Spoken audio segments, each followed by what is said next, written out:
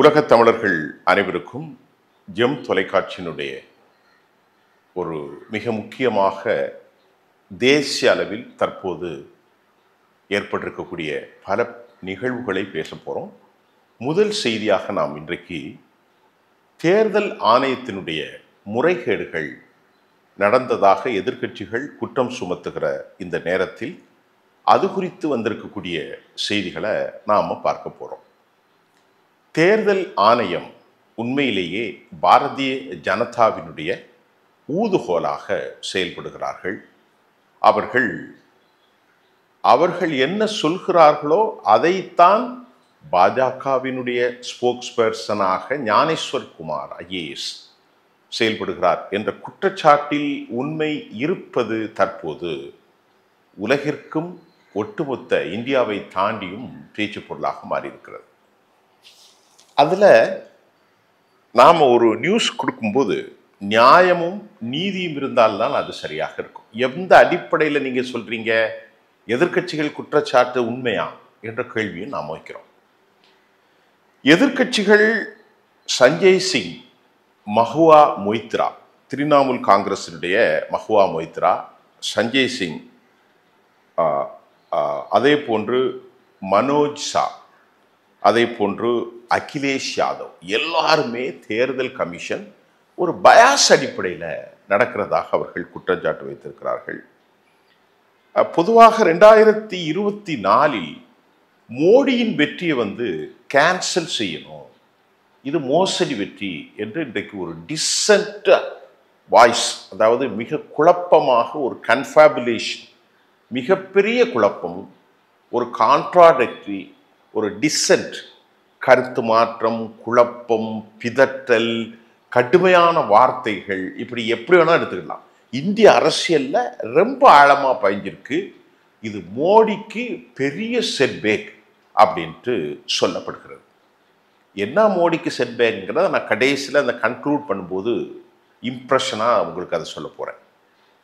இந்த மாதிரி ஒரு பாரதிய ஜனதாவினுடைய ஊதுகோலாக இருக்கக்கூடிய ஒருவர் எப்படி அவர்கிட்ட நியாயம் நீதி எதிர்பார்க்க முடியும் அப்படிங்கிற ஒரு தகவலும் நமக்கு கிடைக்கிறது. பொதுவாக 2024 வெஸ்ட் பெங்காலில் நடந்த இந்த முறைகேடுகளை மஹுவா மொய்த்ரா அவர் கடுமையாக விமர்சிக்கிறார். எல்லா விஷயத்திலும் இவங்கள் மோசடி செஞ்சாங்க, எலெக்ஷனில் மோசடி செய்தார்கள், இல்லாத இடங்களில் ஆட்களை அதிகமாக சேர்த்தாங்க, 0-0ன்னு போட்டு பிளாட்ஃபார்ம். அது மட்டும் இல்லாமல் யார் போய் செக் பண்ணுறது, சிட்டிக்குள்ளெல்லாம் யாருமே செக் பண்ண முடியாது. அது மாதிரி பாலங்களுக்கு அடியில் மக்கள் வாழ்கிறார்கள், தெருவோரங்களில் வாழ்பவர்கள் எல்லாம் அவர்கள் அனைவரையும் போலியாக பதிவு செய்தார்கள். யாரும் கேட்க முடியாது, 0-0-0 தானே, எந்த 0ல் போய் யாரை கேட்பார்? அவர்களிடத்தில் அதிகமான வாக்குச்சீட்டுகள், அதாவது ஆதார் கார்டுகள், ஐடிகள் இருந்தது. ஒட்டுமொத்தமாக ஒவ்வொரு ரீஜன்லையும் ஒரு 50 பேர் 100 பேருங்கன்னா ஒரு 30 ரீஜன்னா 5000 ஓட்டு வந்துருமா வராதா? இப்படி ஒரு 100, 200, 300 ரீஜன் பண்ணிங்கன்னா 1,00,000 ஓட்டு, 70,000 ஓட்டு, 80,000 ஓட்டு நாடாளுமன்றத்துக்கும் சட்டமன்றத்துக்கும் கிடைச்சதுன்னா ரொம்ப ஈஸியாக அவங்க ஜெயிச்சுட்டு போயிடுவாங்க. அதுதான் நடந்திருக்கிறது.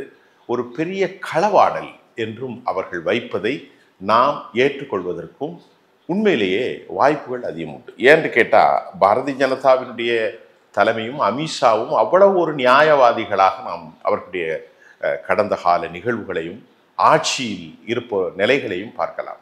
அவர்களுடைய கோட்பாட்டு அடிப்படையிலே அவர்கள் பல வெற்றிகளையும் பெற்று வருகிறார்கள். இதில் இந்த ஞானேஸ்வர் குமார் இருக்கிறார, ஞானேஸ்வர், இவர் இந்த ஞானேஸ்வர் குமார் யார் முதல்ல அதை தெரிஞ்சுக்கணும். அவர் ஒரு IAS, ரொம்ப சிறந்த கல்வியாளர், கேரளா பேஸ் IAS-ஆக ஒர்க் பண்ணியிருக்காரு. இவரை பற்றி உங்களுக்கு நான் சொன்னால் இவருடைய நியாயம் நீதி உங்களுக்கு தெரிஞ்சிடும்.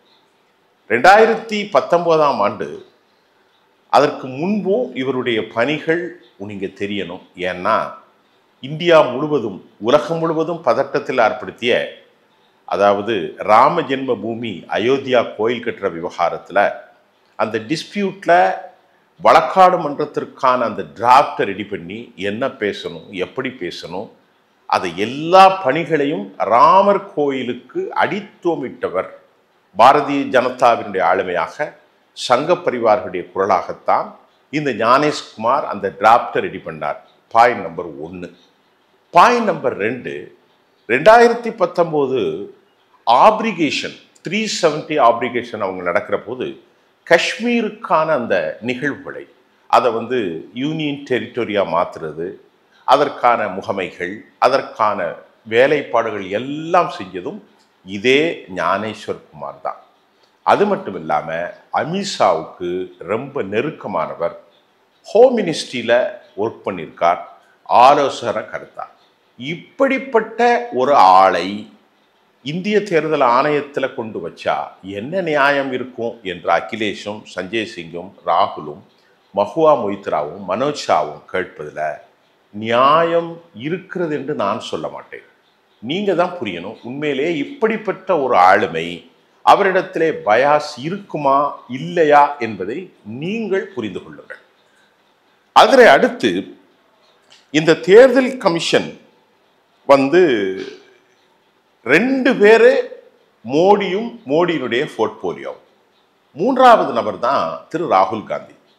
அப்போ மோடியும் மோடியுடைய போர்ட்போலியோவும் மற்றொருவர் உச்சநீதிமன்றத்தின் நீதிபதியாக இருப்பதை அவசர கதியில் ஆர்டினன்ஸ் கொண்டு இவர் ஞானேஸ்வர் குமார் அவருடைய ஆளையே தேர்தல் கமிஷனராக அவர்கள் புகட்டியது பெரும் சர்ச்சையை ஏற்படுத்தியிருக்கிறது.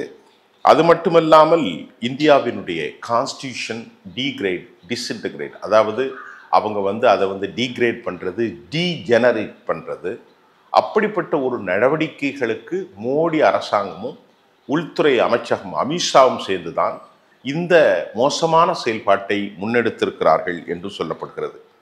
அது மட்டும் இல்லாமல் அவர்கள் பல உதாரணங்களையும் சொல்கிறார்கள்.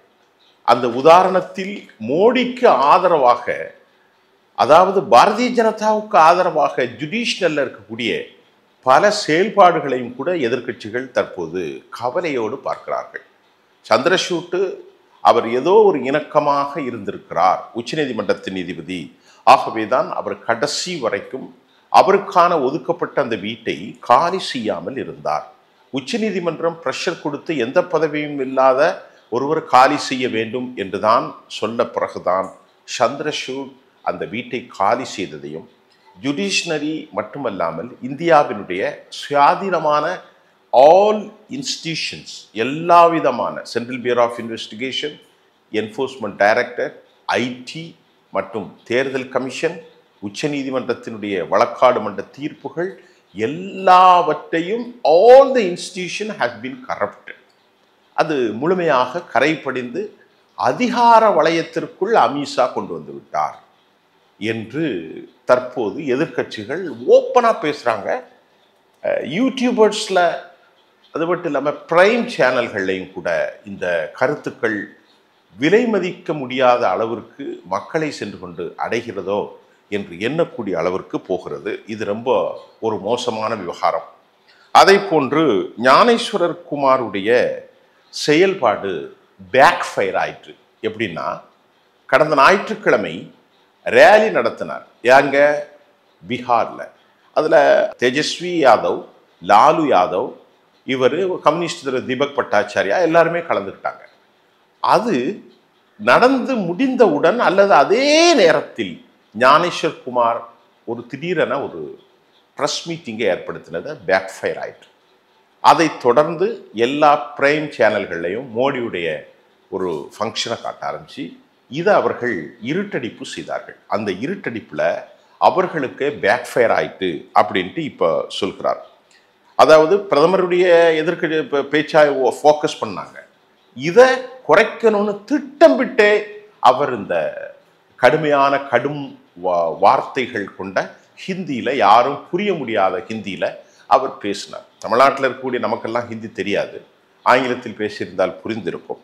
இந்த நிலையில் இந்த மனிதன் ஒரு பொலிட்டிக்கல் வெண்டேட்டாவின் அடிப்படையில் தயாரிக்கப்பட்டவர்.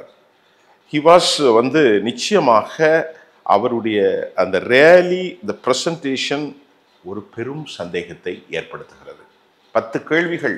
அதே போன்று நேற்றைய முன்தினம் நாம் பேசுகின்ற போது நிர்மலா சீதாராமனுடைய கணவர் அவர்கள் சொன்னதும் பதிவு செய்யப்படவில்லை. அவருடைய கணவர் பிரகலாத் பிரபாகர் நிறைய கேள்விகள் இருந்தார். ரைட் இயரில் ரிட்டர்னிங் ஆஃபீஸர்ஸுடைய இது, ப்ரசைடிங் ஆஃபீஸருடைய கையெழுத்து, அதை மாதிரி நீங்கள் வீடுகளில் 65 லட்சம் வாக்காளர்களை சேர்த்த படிவம் என்ன, எத்தனை பேர் சைட்டுக்கு போய் இன்வெஸ்டிகேட் பண்ணாங்க, அது மட்டும் இல்லாமல் 5 to 6 மணிக்கு ஏராளமாக வாக்காளர்கள் 30 விழுக்காடு, அதாவது அதிக சதவீதம் பதிவாக்கப்பட்டிருக்கக்கூடிய வீடியோ, டோக்கன் கொடுத்த முறைகள், டிஜிட்டல் ஓட்டர்ஸ் ஐடி, இது எதுவுமே தரமாட்டேன். இதுதான் இப்போ கேள்வியாக இருக்கிறது. ஒரு தனித்துவமான ஒரு அட்டானமஸ் பாடி, சுயாதீனமான ஒரு அமைப்பு எதுவும் தரமாட்டேன்னு சொன்னால் அது நியாயமான ஒரு விவகாரமாக இல்லை.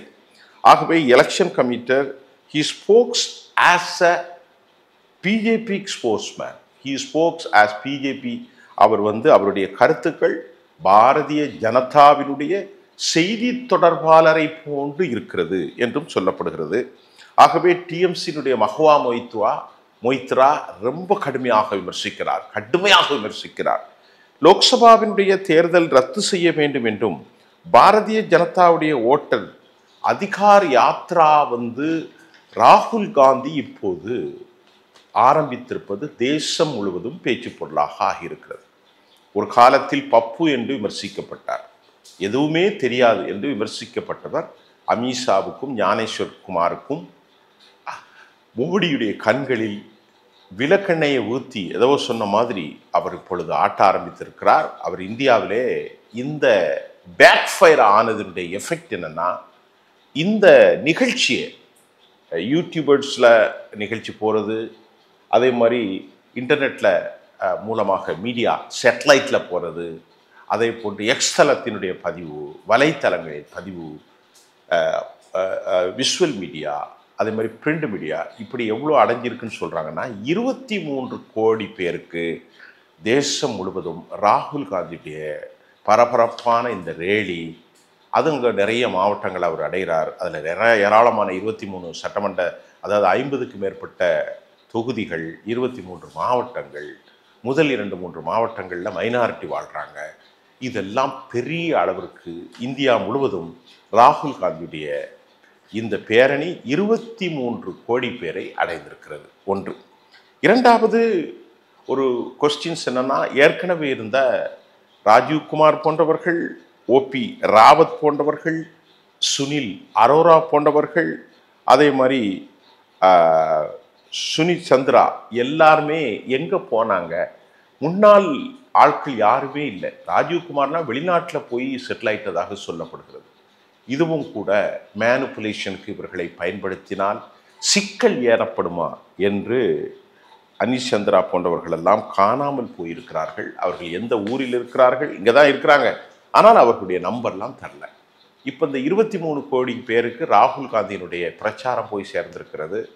உண்மையிலேயே மேனிப்புலேஷன் நடந்திருக்கிறதுக்கு உதாரணம் இதே ஞானேஸ்வர் குமார். பிரைமா அவருடைய பணி அயோத்தியா ராம ஜென்மபூமி விவகாரத்தில் அவர்தான் எல்லாம் வடிவமைத்திருக்கிறார், அவர்தான் டிராஃப்ட் ஃபார்ம் பண்ணியிருக்கிறார். 370 ஆப்ளிகேஷன் அங்கேயும் அவர்தான். சட்ட நுணுக்கங்கள், எழுத்து வேலைகள், அதற்கான தயாரிப்புகள், all draft has been made. இதுதான் நடந்திருக்கிறது.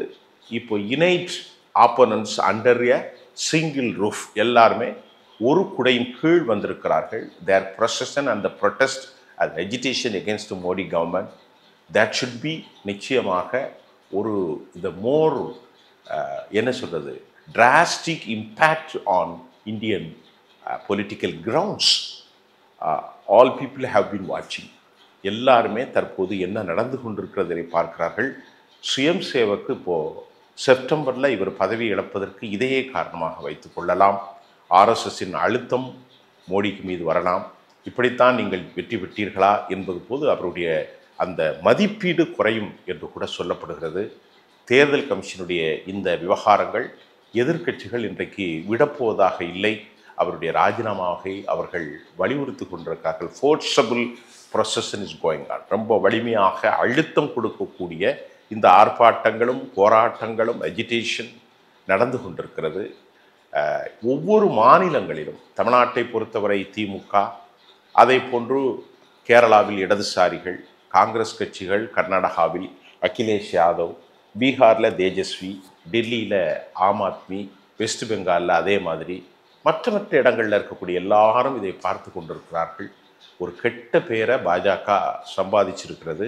அவர்கள் நன்மையாக வரும் என டிராஃப்ட் போட்டு கொடுத்து அதே நேரத்தில் நீங்கள் பேசணும்னு சொன்னது அமித்ஷா தான் என்ற செய்தியும் இப்போ வெளியாகிருக்கிறது. இது அமித்ஷாவுக்கும் மோடிக்கும் இடையிலே சில முரண்களை உருவாக்கிவிடும். இந்த மாதிரி இந்த டைமில் பேசி எந்த கேள்விக்கும் பதில் சொல்ல முடியாமல் திக்கி திணறி, எவ்வளவுதான் திறமையாக இருந்தாலும் பொய்யராக இருந்தாலும் அவர் பதில் சொல்ல முடியாது. டிஜிட்டலை கேட்டால் தரமாட்டிருக்காரு, வீடியோ பதிவை கேட்டால் கொடுக்க மாட்டிருக்காரு, அது தப்பாக பயன்படுத்துவாங்கன்னு சொல்கிறாரு. மற்ற நீங்கள் போய் ஒவ்வொரு டோருக்கு பை டோராக எப்படி 22 லட்சம் பேரை நீக்கம் பண்ணீங்க, 36 லட்சம் பேரை நீக்கம் பண்ணீங்க, 7 லட்சம் பேரை நீக்கம் பண்ணீங்க, இந்த ஊர்லேருந்து வெளியே போயிட்டான்னு சொன்னீங்க, இறந்து போனான்னு சொல்லிட்டீங்க, வேறு இடத்துல ஓட்டிருக்குன்னு சொன்னீங்க, அதற்கான ஆதாரங்களை கொடுங்க. டெல்லியில் என்று கேட்டால் அதற்கும் கொடுக்கறதுக்கு வழி இல்லை. ஒன்றுமே வழி இல்லை. இதைத்தான் பொருளாதார நிபுணர் பரகலா பிரபாகர், நிர்மலா சீதாராமனுடைய கணவரும் பலரும் கேட்டுக்கொண்டிருக்கிறார்கள். இப்போது இந்தியாவில் கொதிநிலை அரசியலுக்கு இது மாறி இருக்கிறது என்பதுதான் உண்மை. இது குறித்து அடுத்த செய்தியை நான் உங்களுக்கு தரேன். நன்றி.